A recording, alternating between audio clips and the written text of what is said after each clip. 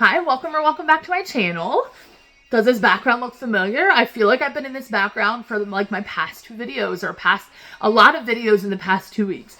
But my name is Ashley. I'm a full-time reseller, which means that I go to the Goodwill bins, which is the place that I go to. Sometimes, rarely, I will pop into a normal thrift store to find items, clothing, shoes, and accessories, sometimes hard goods, to flip online for a profit on places like eBay, Poshmark, Mercari, and I put my vintage items on Depop. So today I'm going to be giving you a tour of my inventory system, showing you my storage unit, explaining you my process a little bit, and then at the end of this video, I'm going to be doing a Q&A. So on my Instagram and on the YouTube community tab, I asked you guys if you had any questions, reselling or non-reselling related. And honestly, I didn't get any personal questions, which is totally fine. All the questions were reselling related, but I was really shocked that I got any questions at all. This is the first time I've ever asked if you guys had any questions. This is the first time I thought about doing a Q&A. So those of you who did ask questions or had questions for me, thank you. I will be answering those at the end of this video, so stay tuned for that. But first, let me show you around my second home.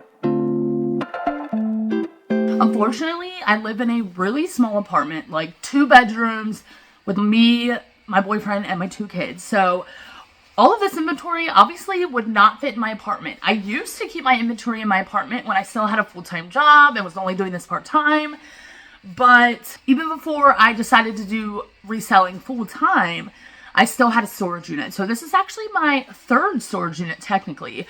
I started off with a 10 by 10 foot unit, which housed all my inventory when I first moved in.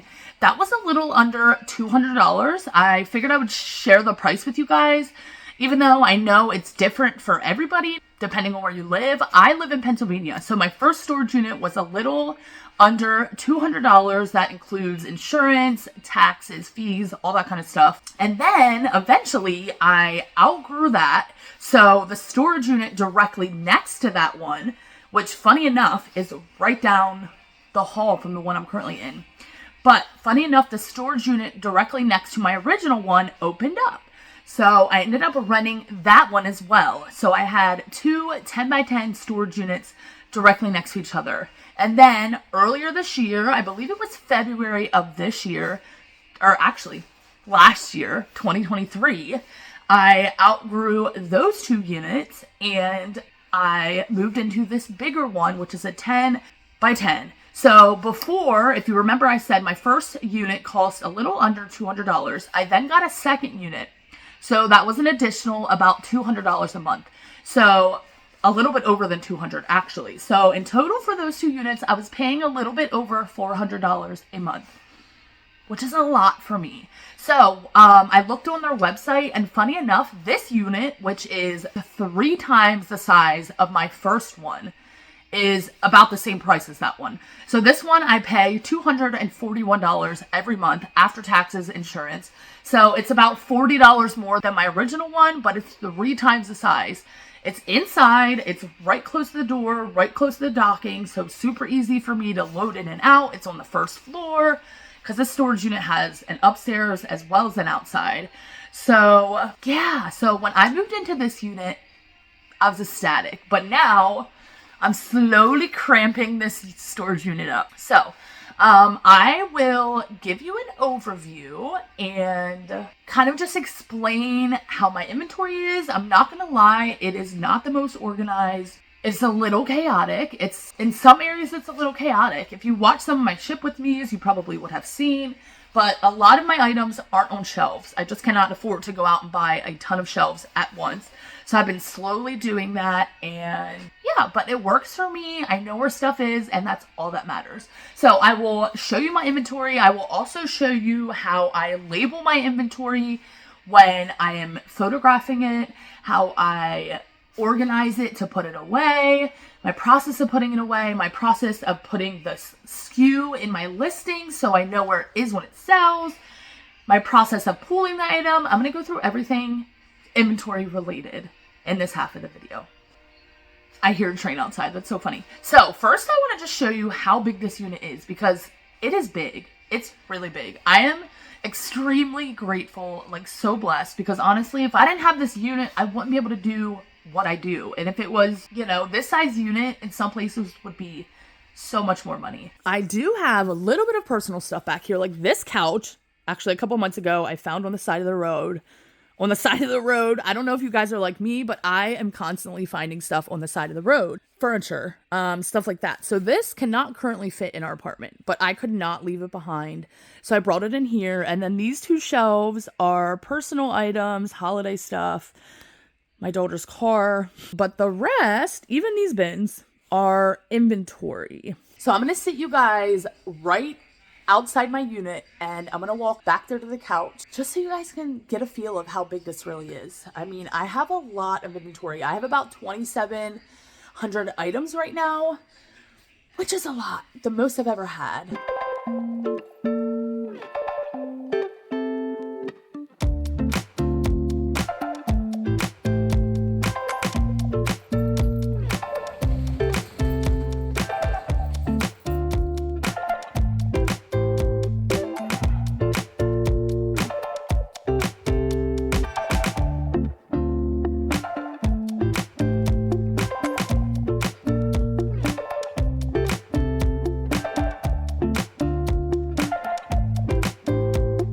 Okay, so first you walk in. This is actually empty. I plan on putting hats in here. I just haven't gotten to that.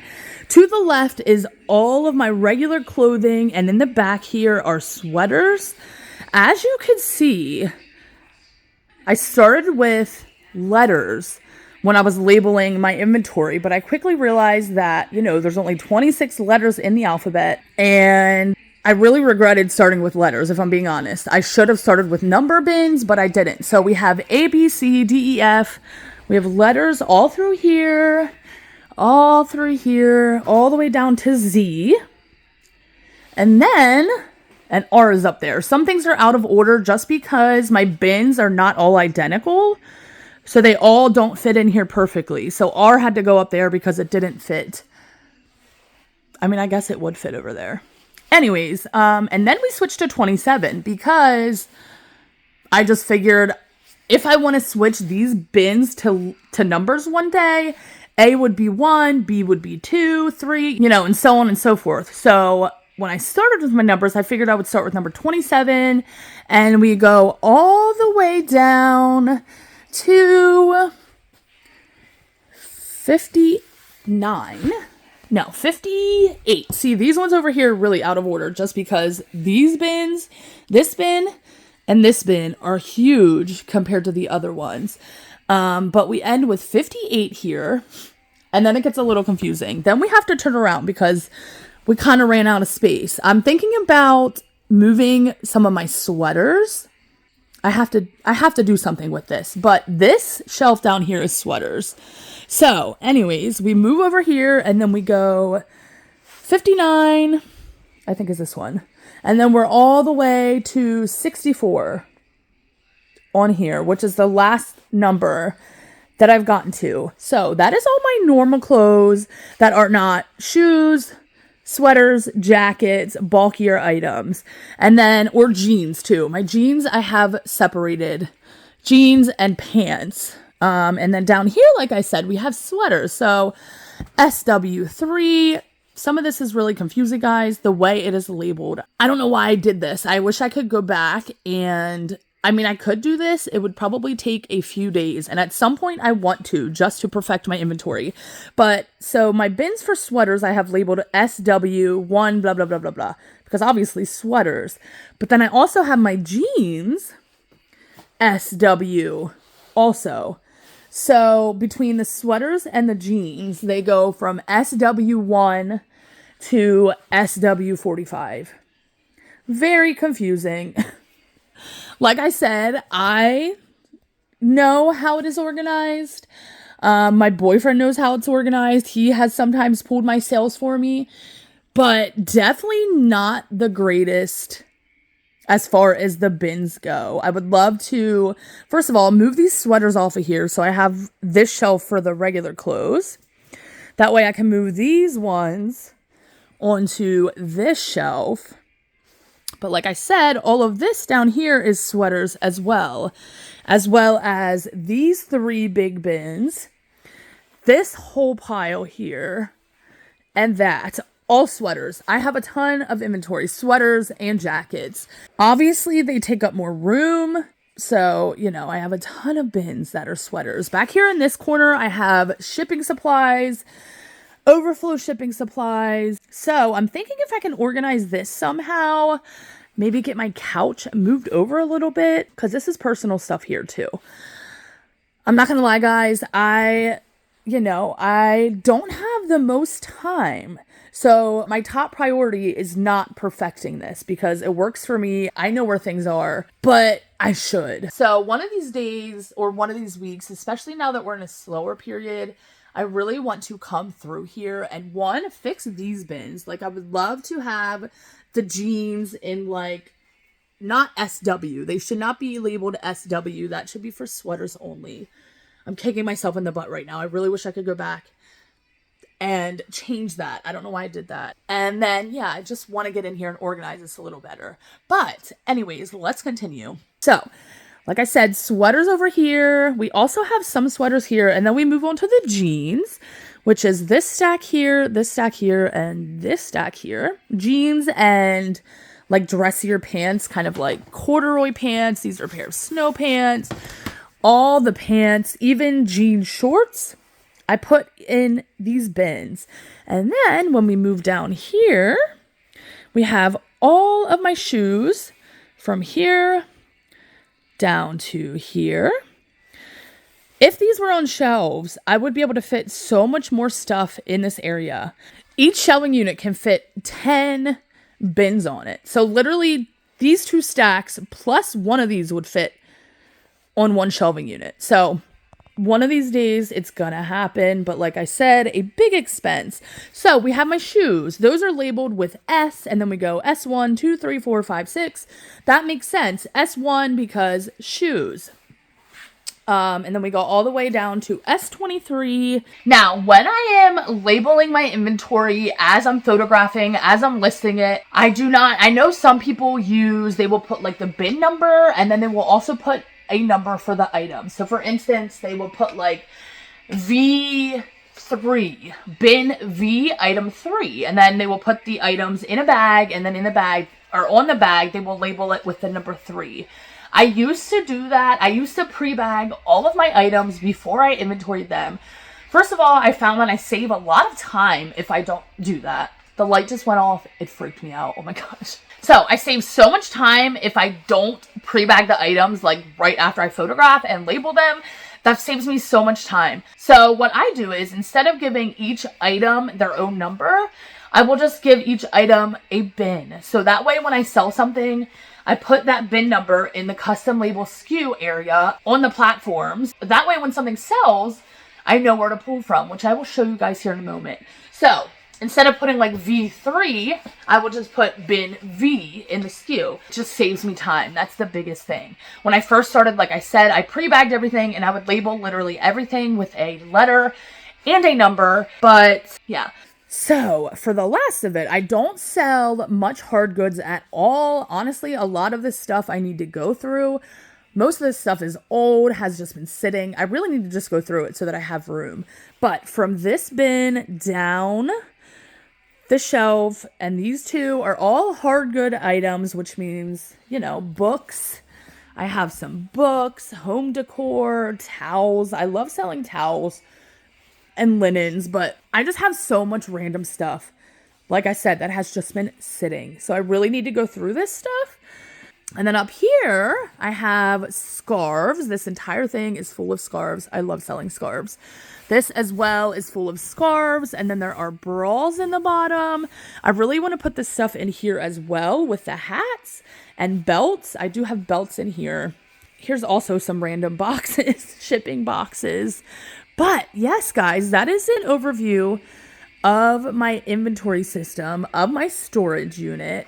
Now, we do have a bag of inventory that I photographed on Friday that I need to put away. So I'm going to show you guys how I do that and explain to you my whole process of doing that. This actually is a mixture of accessories. I have some hats in here, blouses, sweaters.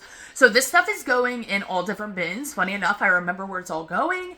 So I have 2 pairs of shoes, and I remember that they're going in bin S14. So actually, when I am doing my listings on eBay, Poshmark, and I use Vendu to cross-list my items, there is a spot in their forms to put a custom SKU, which means that you could put the label of the bin of where your item is. That way, when it sells, you know where to pull from. Now, that custom label SKU portion on those platforms, the buyer cannot see. That is hidden to the buyer. So anything you put in there, you are only able to see. The first thing is actually this belt. I'm just going to put this over here real quick. And then, like I said, I have 2 pairs of shoes. You guys probably would have remembered these shoes from my last haul that I did, the $25 thrift store challenge. If you haven't seen that video, I will link it up on the card. But I said in the video that I would probably list these around $75. When I did more research, turns out I listed these at $150. So we will see how these go. So I have that pair of shoes as well as the other pair of shoes that I showed you guys, which are these Donald J. Pleiners. So like I said, these are going in bin S14, which actually you're sitting on right now. So I need to move you. Excuse me.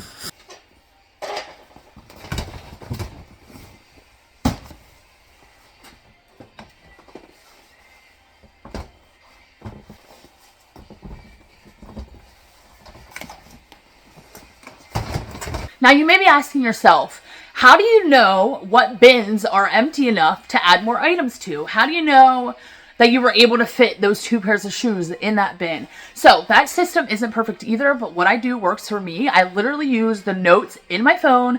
I have a note specifically for my storage unit for my inventory bins, and I have just a list of sweaters or sweater bins, regular clothes bins, and shoe bins, and I have a list of what can fit where. So for instance, for bin S14 in my phone, I had that 3 pairs of shoes can fit in there. I just put 2 pairs in there, so 1 more pair of shoes can fit in there. So in my notes app in my phone, I have S14-1. That lets me know that 1 more pair of shoes can fit in that bin. I have 2 hats that I need to put away as well. Those are just going to be right here. Funny enough, guys, I actually sold this sweater, which is one of the items I was going to show me pulling today, but I just listed this over the weekend. It sold immediately, or not immediately, but it sold really fast. It is a vintage Ralph Lauren cable knit sweater. Also showed this, I believe, in my last bins haul. The buyer bought this and a different Ralph Lauren sweater. I will show you how I pull that, or how I know where to pull that from in just a moment. But these clothes need to go in bin 64, which I believe is right here. And then these sweaters go in bin SW44, which is back there on the floor. Also, I have this jumpsuit that goes in bin SW44. Which is, again, a jeans bin. Doesn't make sense. I'm sorry. I said SW44. That one in bin SW45. See how confusing it can get? Nobody to blame but myself on that. Totally fine. So, yeah, I'm just going to put these items in here. I fold them up nicely. I literally put them in IKEA bags. And then, oh, I didn't even explain.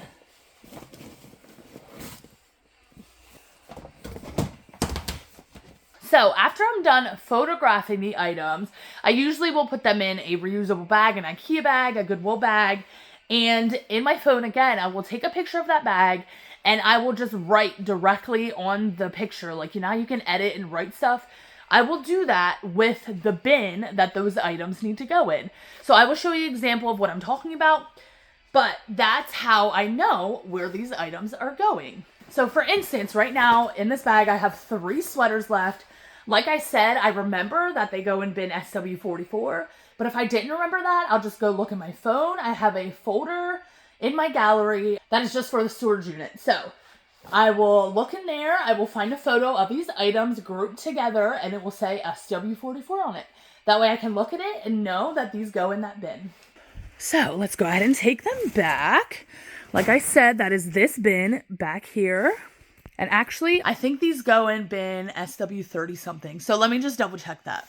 I'm so glad I just caught this, guys. No joke, real time, you're witnessing me catch a mistake. So last week when I put items away, I believe it was Friday, or it might have been over the weekend. Yeah, I believe it was actually yesterday when I came to pull my weekend sales. I put some sweaters in here, SW44, but they were not meant to go in that bin. I just looked in my phone and they were meant to go in bin SW30. So I need to fix that real quick. And that bin is over here. So I'm going to do that. And then I will put these in SW44 because like I said, I just double checked and that's where they go. So this is just a good example of how nobody's perfect and small mistakes like that happen. But I'm really, really glad I caught it. Now that I switched those sweaters over, I will put these sweaters in the correct bin. So thankful I caught that. Okay, so now that everything's put away, what do you do when an item sells? How do you know where to pull it from? So an item sells, but what do? You just come in here and frantically look? I mean, yes, if you didn't label your SKU, you might do that. Definitely has happened to me a few times. But no, let me show you. I'm going to show you on both eBay and Poshmark where it will show up telling you the SKU information. So I'm not going to show you where you enter it. That's pretty easy to find when you're listing something on both eBay or Poshmark. It's just in, the informations field. Pretty easy to find. If you have any questions of that though, let me know. I could definitely do a step-by-step, maybe shorts video to show you how to find that. But I will show you where it shows up when an item sells. So on Poshmark, when you sell something, you have to go to your sales and then click on the actual sale. Not the sold listing, but the actual sale. And then once you click on the sale, next to the buyer's information, the size, I think maybe the brand, there will be a place that says SKU. I'll pop up a picture here so you know what I'm talking about. And then on eBay, they make it even more easier. So when you sell an item on eBay, literally in your sold notifications on the app, where it tells you like sold, shipped by January 8th, which is what mine did today. In that place, it'll literally tell you the SKU for your item. So I will pop up another picture and I'm going to pull the sweater that goes along with this one. So this one was originally going to be an SW44. Like I said, that's what we just put away. You saw me pull out of the bag. The second sweater that the buyer bought is another vintage Polo by Ralph Lauren sweater, but that is in bin E. So let's pull that real quick.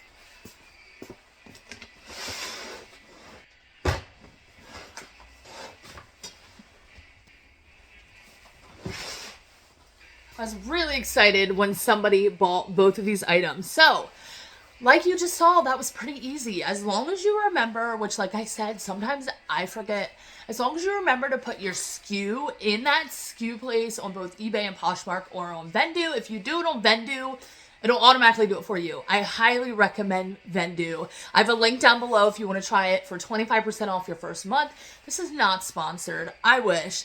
But as long as you remember to put that in your SKU place on the platform forms, it's super easy to find an item.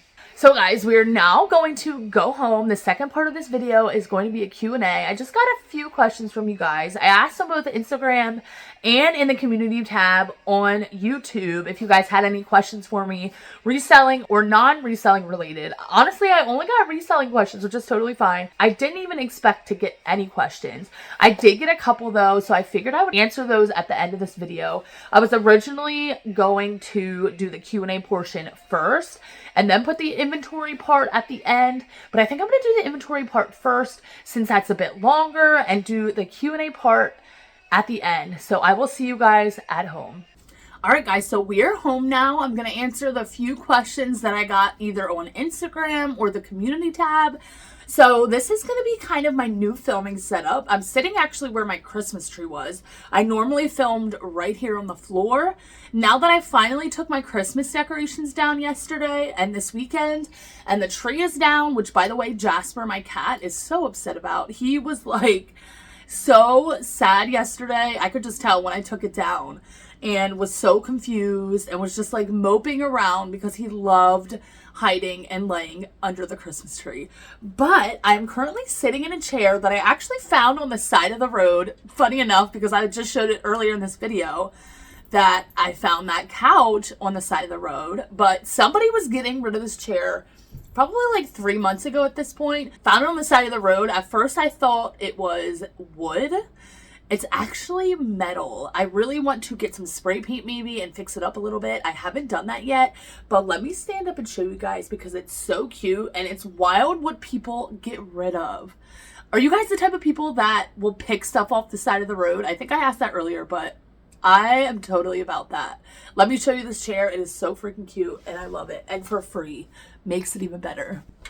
So it looks kind of like it would be wood, right? Or like a rattan, kind of a wicker. It is not. It is like, I don't know if it's metal.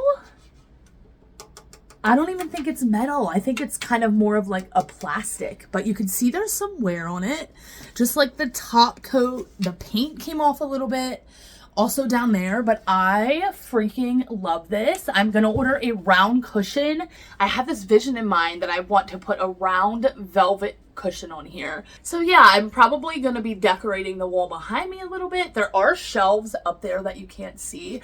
I might have my boyfriend move them down. I'm not sure yet. I want to decorate this corner a little bit somehow, but this is like my new filming corner. And I just want to say, guys, I did not say this in my last video, which I meant to, but officially since January 2nd, I am now monetized on YouTube, which is just mind-blowing to me. So I did not start making YouTube videos to make money. First of all, I found reselling through YouTube literally 5 years ago, almost 5 years ago, March of 2019, while I was sitting at my little desk job. I was still in school, actually, I remember now. I was still in college working towards my degree in human services and social work. I was sitting at a desk job doing data entry where you could watch videos while you were doing it. And I stumbled across reselling through a YouTube video. Literally at my day job, I stumbled through reselling. Ever since that day, I'm pretty sure literally the day I stumbled across reselling, I went to the thrift store on the way home and picked up 1 or 2 things to resell. But ever since then, I've been watching YouTube. You okay? You alright? Probably just went to the bathroom. Pretty sure he has the bathroom zoomies. But ever since I stumbled across reselling back in 2019 on YouTube, I consistently watch reselling videos on YouTube to learn more, and I'm constantly learning through YouTube videos. And for a couple years now, I've kind of wanted to make videos of my own. Kind of been thinking about it for the past couple years. And then earlier last year, I keep wanting to say this year, we're in the new year, it wasn't this year. There's Mr. Jasper. Hi, buddy. But finally, earlier this year in April, I made and posted my first YouTube video. So obviously I knew you can make a little bit of money out of making videos. And ultimately the goal was to get to a place where I was monetized. But going into it, I'm not like, oh, I want to make $1 million out of this. So all that to say, I just wanted to say thank you so much to anybody that watches my videos, anybody who continuously watches my videos. And I am so proud and honored and grateful that I get to say that now making YouTube videos is part of my job. I'm getting paid for it. Not a lot, obviously, but every little bit counts, and it just, I don't know, kind of lit a fire under my butt. Almost said a bad word, but I already loved making YouTube videos. Like, I love it. I love making videos. I love editing. I love connecting with all of you guys and people in the community. And now that I'm getting paid for it, it's just an added bonus. And I just wanted to mention that in case you guys happen to see ads and you're like, oh, there's ads on her videos now. Yes, there are. And thank you. If you guys wouldn't watch my videos, that wouldn't happen. So I just had to mention that before we get into the questions, because it's just mind-blowing to me. Mind-blowing. So thank you so much. So I wrote down the questions that we have. We just have a couple, like I said. So the first one, Tanya actually asked me on YouTube. She asked me, or she pretty much comments and watches all my videos. So hi, Tanya. Thank you so much. She is the one who commented and asked me to show the inventory system. So I actually planned on doing it. It was kind of in the back of my mind. Like, one of these days, I would love to take you guys into my storage unit. I just never did it. But when she commented that, I'm like, yep, today's the day. So thank you, Tanya. Honestly, if you didn't comment that, probably would be a little while until I filmed that video. So thank you, Tanya. I hope you enjoyed the first half of this video. If you have any questions, anybody, if you guys have any questions about my inventory system, please comment down below. I'll definitely answer them. So somebody commented, they did not have a username, but they commented on Facebook. They asked, how long did it take for me to get to know clothing brands, the ones that they see in YouTube videos or ones that they don't really find in the thrift store? Which I can definitely agree with. Like, I was definitely in the same boat. And even to this day, a lot of the brands that I see people talking about in their videos, I'm not finding in the thrift store. You know what I mean? So my tip would be, one, if you're not, definitely run comps on any items that you find. I know it's hard, but don't just rely on the brands that people are telling you about in videos, because everybody lives in different areas of the country, or different areas of the world, you know what I mean? And different things sell differently for different people. So one thing that might sell really good for me, like for instance, Talbot's is a really great bread and butter brand for me, especially in the plus sizes. I hear that a lot of times, but just because it sells well for me doesn't necessarily mean that it will sell well for you or that you'll be able to find it. So my biggest tip is to run comps. You said that you can't really find brands that people are talking about, but there has to be something in the thrift store that's profitable. You just probably haven't heard about that brand yet. You know what I mean? So if you have time, I don't know if you're a full-time reseller, I don't know if you're part-time, but I would suggest taking just an hour, maybe even 2 hours, or do it a couple times over different trips. I would suggest going to your thrift store and just running comps on every item that you find. Every brand and item. Just sit there, pull an item, comp it. See if it has a good sell-through rate. If not, move on. At least that's what I would do. I personally try to pick up items that have a really good sell-through rate. So by going into the thrift store and doing comps, you will get to know what brands that you can find in your area sell well for you. And I'm guessing you will find some brands that you probably see all the time that you don't even realize sell for a lot. And I would suggest starting in substantial sections of a thrift store. Like, I wouldn't go to like the t-shirt section and comp those. I would maybe go to, I don't know if you sell women's or men's mainly, but I would go to maybe dresses. Jeans is a great category to sell. Shoes is a great category. Plus size, I love the plus size section. And a lot of the brands that sell well for plus sizes don't do well in regular sizes, like Talbot's is a great example. So I would just suggest going to your thrift store, whatever's closest to you, and just running comps, doing research, even from the comfort of your own home. If you could think of a brand that you find a lot of, go on eBay or go on Poshmark. I personally like running comps on eBay because it gives you more information, but go to eBay, comp that brand, see what is selling in that brand, what categories, what sizes, things like that. My biggest tip, just do the research. And after a while, you will figure out what sells for you and what you can find in your area to sell. So I hope that answers your question. I hope that helped a little bit. Thank you so much for asking the question, and thank you so much for watching. So somebody on Instagram asked, Haley on Instagram asked, how to run a sale on eBay. So if you want to run a sale on eBay or do a coupon on eBay, they're actually two separate things. You can either put out a coupon on eBay or you can run a sale, or actually you could do both. Right now I have both going, but I don't think that buyers can use both at the same time. So they can either use my 35% off sale, which is things are just 35% off, or they can use the 15% off discount. They cannot stack them, I don't think. But to do that, you have to have an eBay subscription. So if you don't have an eBay store subscription, unfortunately, you can't run a sale on eBay. But the cheapest subscription, I believe, is $21 or $22 a month. And if you have over 250 active listings, I would definitely suggest it. I could make a video going more in depth on the eBay store and subscription if you want. But if you do have an eBay store, you're able to run a sale and do a markdown or a coupon. So what you have to do is in your My eBay Seller Hub, you have to go to the marketing tab at the top. You know, it says listings, a whole bunch of stuff at the top. You have to go to the marketing tab, and then you will see a thing that says promotions. You click on that, and then you can literally go from there. It'll walk you through the percentage you want to take off. Do you want to do a coupon or a sale on your whole store? You can pick the inventory you want to mark down if you want to do your entire store, which I'm doing, or if you want to just do certain categories or certain items. You can pick all of that in your eBay. On Poshmark, you can't really run a sale. The only way you can run a sale on Poshmark is by just lowering the price of items. I wish they had some kind of markdown system. That would be really nice.